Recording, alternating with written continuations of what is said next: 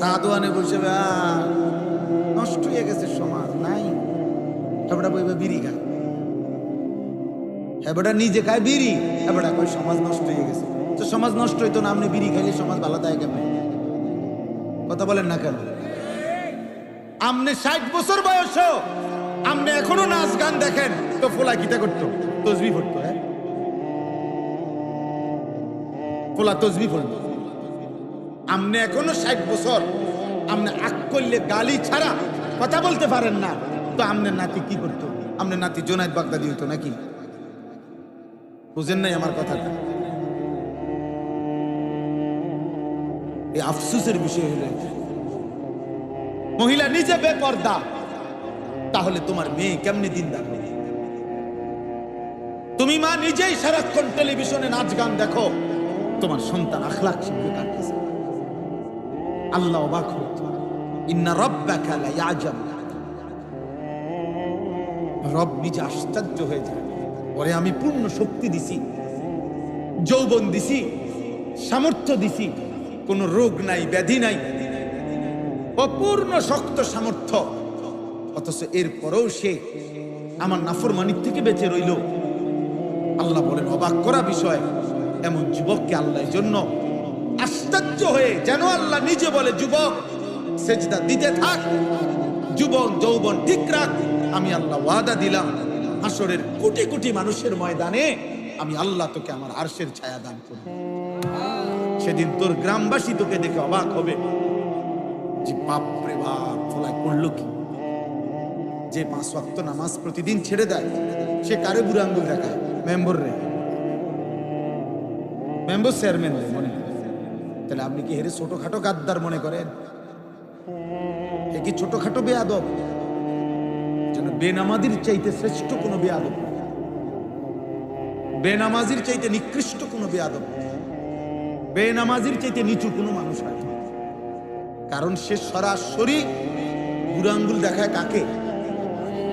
আল্লাহ তাআলা প্রত্যেকটি মানব সন্তানকে জন্ম লগ্নেই সৃষ্টিগতভাবে ইসলাম মানার, আল্লাহকে মানার পূর্ণ যোগ্যতা দিয়ে, শরীর স্বাস্থ্য গঠন অবয়ব সক্ষমতা দিয়েই সৃষ্টি করেছে। এটা বিশুদ্ধ হাদিসের মধ্যে নবী সাল্লাল্লাহু আলাইহি ওয়াসাল্লাম বলেছেন, মা মিন মাউলুদিন ইল্লা ইউলাদু আলাল ফিতরা। প্রত্যেক মানব আল্লাহ তাআলা সৃষ্টির গঠনটাই এভাবে বানিয়েছে। নাক, চোখ, কান, হাত, পা, অঙ্গ প্রত্যঙ্গ, আমাদের কনুই ভাঙ্গে, আমাদের কোমর ভাঙ্গে, হাঁটু ভাঙ্গে, প্রত্যেকটার মধ্যেই ইবাদতের জন্য আল্লাহ তাআলা এভাবে সাজিয়েছে। কোরআনুল কারীমের মধ্যে আছে, ফাআকিম ওয়াজহাকা লিদ-দীনি হানিফা। আল্লাহ বলেন তোমার পুরা চেহারা, পুরা জীবন একনিষ্ঠভাবে আল্লাহর দিকে, দ্বীনের দিকে ফেরাও,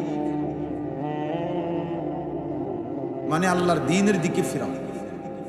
তো যদি বলো আমি পারবো কিনা, আল্লাহ তাআলা নিজেই বলছে ফিতরাতাল্লাহিল্লাতী ফাতারান নাস আলাইহা, পুরা দ্বীনের দিকে ফিরতে পারবা, মানতে পারবা, এই সৃষ্টিগত যোগ্যতা দিয়েই আমি মানুষকে সৃষ্টি করেছি। অতএব এটা যদি এমন হইতো যে আমি তাল গাছের মতো লম্বা, এটা আর বাঁকাই হয় না, অথচ আমারে বলছে রুকু করতে, তাইলে এটা জুলুম। একটা গরুকে, ছাগলকে যদি বলে যে তুমি সোজা হইয়া তাকবীরে তাহরিমা বাঁধো, হে সোজা হইব কেন? তার শরীরের মধ্যে তো সোজা হওয়ার সিস্টেম আছে, কোনো সিস্টেম? একটা সাপ বিচ্ছুকে যদি বলা হয় তুমি রুকু অবস্থায় গরু ছাগলের মতো এরকম উপুড় হইয়া রুকু করো, সে পারবে? এটা তার সৃষ্টির মধ্যেই এই যোগ্যতা, শরীরের মধ্যে। কিন্তু কোরআনুল কারীমে আল্লাহ তাআলা বলেন, আমি আল্লাহ তাআলা মানুষকে সৃষ্টি করি ফাজআলনাহু সামিআন বাসীরা, আমি তাকে শুনবার জন্য কান, দেখবার জন্য চোখ আমি দিয়েছি। এই কথার তাফসীর হলো আমি তাকে চোখ কান খোলা রেখে পুরা দিন মানার আমি তাকে যোগ্যতা দিয়েছি। কোরআনে কারিমে আল্লাহ বলছে আলাম নাজআল লাহু আইনাইন ওয়া লিসানান ওয়া শাফাতাইন ওয়া হাদাইনাহুন নাজদাইন। আল্লাহ বলে, বলো তো বান্দা, আমি কি তোমাকে দুইটা চোখ দেই নাই? তো কি উত্তর কি দিয়েছেন? বলো ভাই, ছেলেরা বলো, দিয়েছেন? ওয়া লিসানান, আল্লাহ বলেন আমি কি তোমাকে একটা জিহ্বা দেই নাই? ওয়া শাফাতাইন, আমি আল্লাহ কি তোমাকে দুইটা ঠোঁট দেই নাই? ওয়া হাদাইনাহুন নাজদাইন, অর্থ হলো আমি আল্লাহ সত্য মিথ্যা, হক বাতিল, করণীয় বর্জনীয়, কি করবা কি ছাড়বা, কোনটা পাপ কোনটা নেকি, আমি কি এটা আলাদা করে বলে দেই নাই? বলেন বলছি কিনা? ছাগল যে হালাল এটা বলছে কি? কুকুর যে হারাম এটা বলছে কি? সুদ যে হারাম এটা বলছে কি? ব্যবসা যে হালাল এটা বলছে কি? তাইলে আল্লাহ তাআলা বলেন কোনটা হালাল কোনটা হারাম, কোনটা উচিত কোনটা অনুচিত, আমি তো এটা বলে দিয়েছি। এবং আমি আল্লাহ তাআলা চোখ দিছি, জবান দিছি, আমি আল্লাহ তাআলা শরীর গঠন করে দিয়েছি। কেন? আমার ইবাদতের উপযুক্ত। তো এই জন্য ভাই প্রত্যেকের ভিতরে আমাদের মধ্যে আল্লাহকে মানা, ইসলামকে মানা, আল্লাহর হুকুম মানার শতভাগ যোগ্যতা আমাদের শরীরে আছে।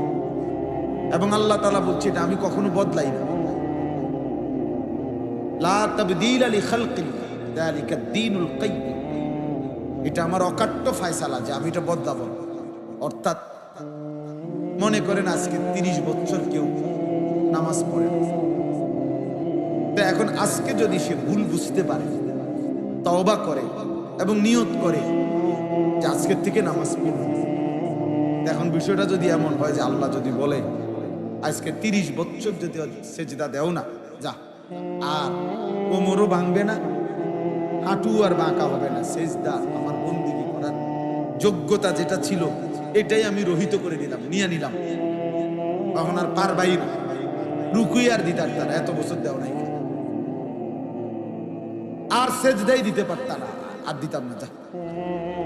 তাইলে কি সম্ভব ছিল আমাদের পক্ষে? আল্লাহ বলেন না, আমি এটা করি, বরং আমি মৃত্যু পর্যন্ত আমার বান্দার ইবাদতের এই যোগ্যতাটা নষ্ট করি না। 90 বছর পরেও যদি কেউ ভুল বোঝে, আমি আল্লাহর দিকে ফিরে আসে, আমি ওই সময়ই তাকে আমাকে সেজদা করার, আমাকে ডাকার তৌফিক দিয়ে দিই। তাইলে একটা ছেলেই বোঝো, আলাদা বোঝো, আল্লাহ তাআলা আমাদের প্রত্যেকের ভিতরে সৃষ্টিগতভাবে আল্লাহকে মানার যোগ্যতা দিয়েছে, ফিতরাত, এটাকে আরবিতে ফিতরাত বলে, কোরআন সুন্নাহর ভাষা। ফিতরাত মানে স্বভাবজাত যোগ্যতা, সৃষ্টিগত যোগ্যতা। এবং আল্লাহ বলছেন আমি এটা কখনোই বদলাই না। কিন্তু কোরআন শরীফে আছে হাসরের ময়দানে আল্লাহর ফেরেশতারা বহু নাফরমান বান্দাদেরকে বলবে, এদিকে আসো, আয়েশা বলবে, এই দেখো হিসাব, তুমি তোমার জীবনে মোট মনে করো 1 লক্ষ সেজদা দেও নাই, এখন এগুলা দাও, এখন হাসরের মাঠে এগুলা দাও। ওয়ায়ুদআউনা ইলাস সুজুদ, কোরআন শরীফের আয়াত। আল্লাহর ফেরেশতারা বলবে নাফরমান এখন সেজদা দাও। কোরআনুল কারীমে আল্লাহ বলছে ভাইয়া ফালা ইস্তাতিউন, ওই নাফরমান তখন লক্ষবার চেষ্টা করবে কিন্তু আর একটা সেজদাও দিতে পারবে, আর কোনইটা বাঁকা হবে, হাঁটুটা আর ভাঙবে না, কোনই আর ভাঙবে না, কোমর আর ভাঙবে না। এবার সে ইচ্ছে করলেও সেজদা দিতে কোরআন শরীফের আয়াত।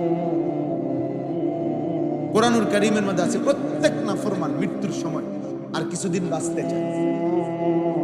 আল্লাহ এবার যদি একটু সময় দেন, আমি নেক আমল আজরাইলকে দেখার পরে প্রত্যেক পাপী আল্লাহর কাছে এটা বলে, কোরআন শরীফে আছে হাত্তা ইযা জাআ আহাদাহুমুল মাউত ক্বালা রাব্বি রজিউন, কিন্তু আল্লাহ তাআলা বলবেন কাল্লা, আজরাইলকে সামনে এনে আমি কাউকে দুনিয়ায় আর ফেরত দিই। আজরাইল চলে আসলে এবার যেতেই হবে। এবার বন্দিগি করলেও যাইতে হবে, নাফরমানি করলেও কি চলে যেতে হবে। কিন্তু প্রত্যেক নাফরমান সুযোগ চাই, কিন্তু পাবে। কোরআন শরীফে আছে হাসরের ময়দানে প্রত্যেক পাপী আবার আল্লাহর কাছে দুনিয়ায় ফেরত আসার সুযোগ চাই। রব্বানা আখিরনা ইলা আজালিন করিব নুজিব দাওয়াতাকা ওয়া নাত্তাবিউল মুরসালিন। আল্লাহ আমারে দুনিয়ায় একটু সময়ের জন্য ফেরত দেন, আমি আপনার সব কথা মেনে নেব এবং রাসূলের সব কথা অনুসরণ করব। এবার যদি যেতে পারি, আল্লাহ বলবেন না আর হবে। 3 নম্বরে জাহান্নামে। এই অপদার্থ কথা বেটা, এখান থেকে ওঠ বেটা, যা বেটা এখান থেকে ওঠো। ফালতু কথা কার বেটা, তোমার মতো শ্রোতা না হলে চলবে বেটা।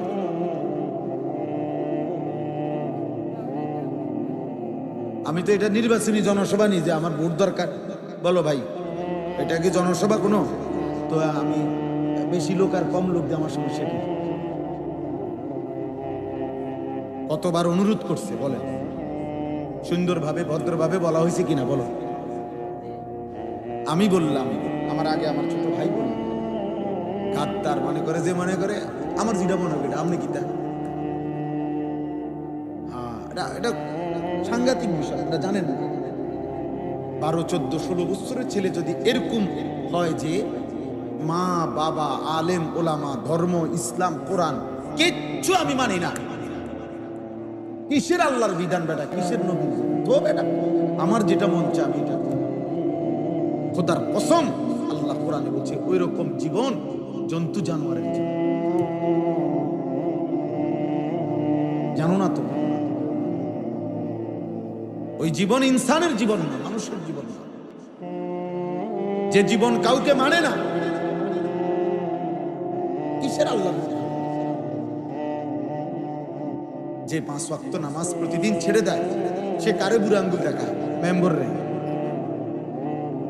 মেম্বর চেয়ারম্যান রে মনে করে। তাহলে আপনি কি হেরে ছোটখাটো গাদ্দার মনে করেন? এ কি ছোটখাটো বেয়াদব? যেন বেনামাজির চাইতে শ্রেষ্ঠ কোনো বেয়াদব, বেনামাজির চাইতে নিকৃষ্ট কোনো বেয়াদব, বেনামাজির চাইতে নিচু কোনো মানুষ হয়। কারণ সে সরাসরি বুড়ো আঙ্গুল দেখায় কাকে? এর চাইতে বড় কে? আল্লাহর চাইতে বড় কে? তো সে আল্লাহকেই কোনো পাত্তা দেয় না। এই জন্য এটা সবসময় মনে রাখবে, যার কপালে সেজদা নাই, জন্য আল্লাহ তাআলা কি পরিমাণ গোসা হইছেন। সেজদা দিতে দেরি করছে কেন? আল্লাহ বলছে তুই শয়তান। আজকে ইবলিসকে বলে নাই কি জন্য বলছে? বলেন সবাই বলেন, ইবলিস সেজদা আজকের থেকে শয়তান। কোরআন শরীফে আছে আল্লাহ বলছে আজকের থেকে কিয়ামত পর্যন্ত তোর উপরে আমি আল্লাহর লানত।